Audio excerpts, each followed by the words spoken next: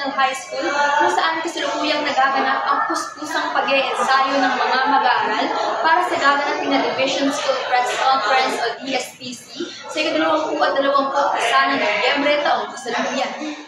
Pagsulat ng column, sport, editorial, balita, cartooning at pamamahayag ang ine-ensayo ngayon ng mga journalist ng Kalatas sa Masville. Hindi maitago ang excitement at saya ng mga kalahok dahil sa ipinapakitang galing at husay. Ang hinahangal ng isang student o principal na mag-excel ang mga journalist natin dito sa Masville National High School.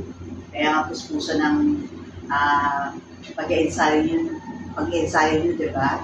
Yes. Lagi kong pinaalalahanan sila Ma'am Lorda at si Sir JR na kayo ay i-practice kung ano may natutunan nila dun sa seminar nila at yung ibang mga naka-attend ng training para dyan, may share sa inyo.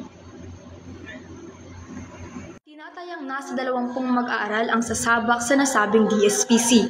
Layunin ito na may handa ang mga manunulat at mamamahayag upang makamit ang mataas na pwesto at makasama sa RSPC. Determinado ang mga kalahok upang manalo sa gaganaping DSPC. Muli ako si Alex Sayunan, ang inyong katuwang sa pag-aakit ng balita. Mula sa Kalatas Balita.